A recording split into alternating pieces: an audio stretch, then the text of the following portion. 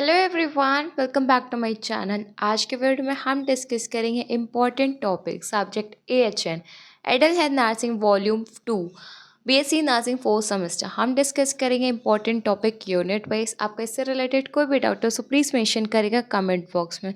Video अच्छी लगे तो प्लीज़ वीडियो को लाइक कर लीजिए, चैनल को सब्सक्राइब कर लीजिए। Thank you.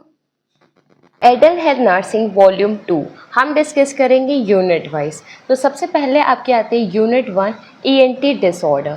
ENT डिसऑर्डर में आपका आता है ईयर, नोज और आपका थ्रोट, मतलब कि आपके लेरिंग्स में। अगर मैं बात करूँ ईयर का तो आपका इंपॉर्टेंट है otitis media, Meniere disease, otalgia और डिफनेस के टाइप आपके लिए बहुत इंपॉर्टेंट है। फिर आपका आता है नोज़ के लिए आपका इंपॉर्टेंट है एपिस्टेक्सिस, साइनसाइटिस एंड राइनाइटिस। फिर आपका आता है लैरिंग्स की अगर मैं बात करूँ तो आपका आता है लैरिंजाइटिस और लैरिंजियल ऑब्स्ट्रक्शन।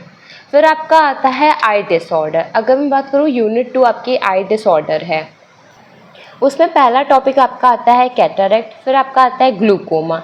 इन दोनों से आपका 15 मार्क्स का क्वेश्चन बन सकता है। फिर आपका आता है रिफ्रैक्टिव एरर, फिर आपका आता है आई डोनेशन या फिर आई बैंकिंग और आई ट्रांसप्लांटेशन। इससे आपका 5 मार्क्स का क्वेश्चन एग्जाम में बन सकता है। इन दिनों में से एक साथ भी दे सकते हैं या कोई एक पर्टिकुलर भी आपको 5 मार्क्स में दे सकते हैं। नेक्स्ट आपका आता है रिटाइनल डिटैचमेंट। फिर आपका आता है यूनिट 3 जिसका नाम है जेनेटो यूरिनरी सिस्टम। अगर मैं थोड़ा इसमें तो इसमें आपका पहला आता है UTI, यूरिनरी ट्रैक्ट इन्फेक्शन। फिर आपका आता है सेकंड BPH आपके लिए मोस्ट इंपॉर्टेंट है। आपको ये इंटरनल एग्जाम में भी बहुत देखने को मिलेगा और एक्सटर्नल में भी। अगर मैं बात करूँ BPH की तो BPH का फुल फॉर्म होता है बिनाइन प्रोस्टेट हाइपरट्रॉफी। फिर आपका नेक्स्ट है नेफ्राइटिस। फिर नेक्स्ट है आपका नेफ्रोटिक सिंड्रोम। ये आपके 4 इंपॉर्टेंट डिजीज़ आते हैं यूनिट 3 में। फिर नेक्स्ट आता है यूनिट 4 मेल रिप्रोडक्टिव सिस्टम। इसमें पहला आपका इंपॉर्टेंट है एपिडिडाइमेटिस, नेक्स्ट गायनेकोमेस्टिया, नेक्स्ट इनफर्टिलिटी। आपका इसमें से लॉन्ग नहीं प्रिपेयर होगा, आपका शॉर्ट आंसर प्रिपेयर होगा जो कि आपका 5 मार्क्स का होगा।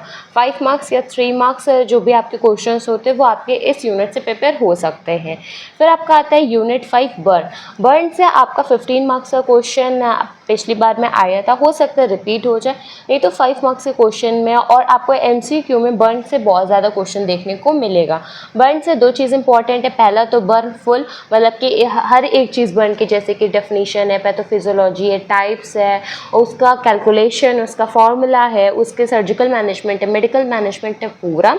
और नेक्स्ट आपका आता है रिकन्स्ट्रक्टिव सर्जरी, वो भी आपके लिए इम्पॉर्टेंट है। नेक्स्ट आपके यूनिट 6 है और ये आपकी यूनिट बहुत इंपॉर्टेंट है। इसका नाम है नर्वस सिस्टम। लॉन्ग आंसर इससे बन सकता है आपका, जैसे कि आपका लॉन्ग आंसर में क्वेश्चन पूछा जा सकता है head injury, spinal injury, meningitis, seizure और सीवियर मतलब कि सेरेब्रो वेस्कुलर डिसऑर्डर। लेकिन इससे शॉर्ट आंसर किस में बन सकता है, जैसे कि बेल पैल्सी में बन सकता है, ट्राइजेमिनल न्यूरलजिया में बन सकता है, अल्जाइमर डिजीज़ बन सकता है, पार्किंसन डिजीज़ में बन सकता है, या फिर जूलियन बेरे सिंड्रोम में बन सकता है, या मिस्टेनिया ग्रेविस में बन सकता है। तो शॉर्ट के लिए आपको इन सबको प्रिपेयर करना है, लॉन्ग पर्पज से ये सारे हेडिंग्स को आपको प्रिपेयर करना है। इसके बाद आपकी यूनिट 6 कंप्लीट हो जाएगी। नेक्स्ट आपकी आएगी यूनिट 7 जो कि आपकी है ऑन्कोलॉजिकल कंडीशन। अगर मैं बात करूँ ऑन्कोलॉजिकल कंडीशन की तो इसमें आपको सबसे पहले वार्निंग साइन लर्न करने हैं। वार्निंग साइन आपके किसके, कैंसर के। और इसमें अगर आप ध्यान दोगे तो W से आपको वर्ड मिलेंगे, A से मिलेंगे, फिर R से मिलेगा, फिर सेम आपको इस तरीके से N से मिलेगा, फिर I से मिलेगा, फिर N से मिलेगा, फिर G से मिलेगा। तो इस तरीके से आपको लर्न करना है। एग्ज़ाम में इस तरीके से क्वेश्चन आ जाते हैं। फिर आपका आता है TNM क्लासिफिकेशन। नेक्स्ट आपका आता है कीमोथेरेपी और रेडियोथेरेपी। आपको पर्टिकुलर की लर्न करनी है तो कोई भी स्पेसिफिक एग्जाम आएगा तो आप उसको लिख सकते हैं। नेक्स्ट आपका यूनिट आता है यूनिट 8 जिसका नाम है disaster and emergency nursing.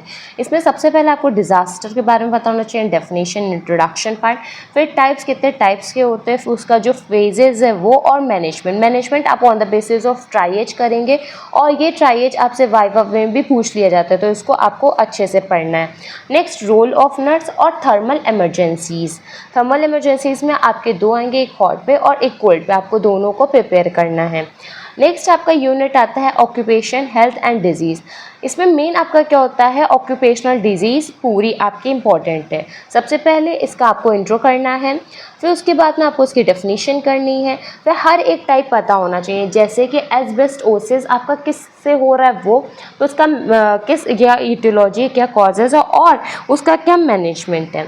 Next आपकी आती है यूनिट 10। यूनिट 10 भी आपकी इंपॉर्टेंट है, इससे आपको शॉर्ट आंसर देखने को मिलेगा एग्जाम में। सबसे पहला है principles of critical care nursing, फिर आपका आता है ACLS, फिर आपका आएगा लीगल एंड एथिकल एस्पेक्ट्स, ये इंपॉर्टेंट है पूरी नर्सिंग के लिए ही। फिर आपका आएगा ऑर्गेनाइजेशन, जिसमें हमारी ऑर्गेनाइजेशन की क्या पॉलिसी है, कैसा सेटअप है, क्या स्टाफ के रूल्स एंड रेगुलेशंस हैं, मतलब कि क्या नॉर्म्स हैं। आपको अगर कभी भी इक्विपमेंट पूछे जाए तो इक्विपमेंट आपके लिए क्या इंपॉर्टेंट है, पहला आपको वेंटिलेटर डिटेल में पढ़ना है, फिर cardiac monitor, defibrillator, infusion pump और आपके रिससिटेशन इक्विपमेंट। इसको आप क्या पढ़ोगे, सबसे पहले डेफिनीशन पढ़ोगे, टाइप्स पढ़ोगे, इंडिकेशन पढ़ोगे, कॉन्ट्राइंडिकेशन पढ़ोगे, साथ में इसका पर्पस पढ़ोगे और इसके डायग्राम को भी आप प्रिपेयर करोगे। डायग्राम इसीलिए कि अगर मान लीजिए वहाँ पे कोई इमेज आ जाए, उस पे आपको लेबलिंग करनी हो उसके लिए, और अदर देन अगर आप वहाँ पे बना रहे तो आपको आना चाहिए। उसके बाद में एट लास्ट आपका रोल ऑफ नर्स रहेगा। फिर आपकी लास्ट यूनिट आती है unit 11, nursing care of elderly people. इसमें आपको एजिंग प्रोसेस को पढ़ना है, कॉन्सेप्ट पढ़ना है। कॉन्सेप्ट में इसमें आपकी थ्योरीज आएंगी, सिस्टम वाइज क्या चेंजेस आ रहे हैं वो। सिस्टम वाइज मतलब कि नर्वस सिस्टम में क्या चेंज आता है एज के अकॉर्डिंग, GI सिस्टम में क्या आता है, रेस्पिरेटरी सिस्टम में क्या आता है, रिप्रोडक्टिव सिस्टम में क्या आता है, एंडोक्राइन सिस्टम में क्या आता है। तो इस अकॉर्डिंग आपको एजिंग प्रोसेस करना, उसके अंदर थ्योरीज करना और सिस्टम वाइज क्या चेंजेस आएंगे वो करना है। कौन कौन से डिसऑर्डर्स आपको देखने को मिलेगा वो करना है। एब्यूज़ करना है, एब्यूज़ आपके लिए इंपॉर्टेंट है, 5 मार्क्स में आ जाएगा। Role of nurse, legal and ethical aspects और हेयरिंग एड्स। हेयरिंग एड्स बस आपको ओवरव्यू में करना है, जो कि आपको करोगे वेरी शॉर्ट के बेसिस पे। सो यूनिट 11 में बस इतना ही। अगर मैं बात करूँ तो टोटल इसमें आपकी यूनिट 11 है, हर एक यूनिट वाइज हमने आपको इंपॉर्टेंट टॉपिक बता दिया। आप इसी अकॉर्डिंग अपने टॉपिक्स प्रिपेयर कर लीजिए। अगर इससे रिगार्डिंग आपका कोई भी डाउट हो सो प्लीज़ आप मेंशन करिए कमेंट बॉक्स में। अगर वीडियो अच्छी लगी तो प्लीज़ वीडियो को लाइक कर लीजिए, चैनल को सब्सक्राइब कर लीजिए। Thank you.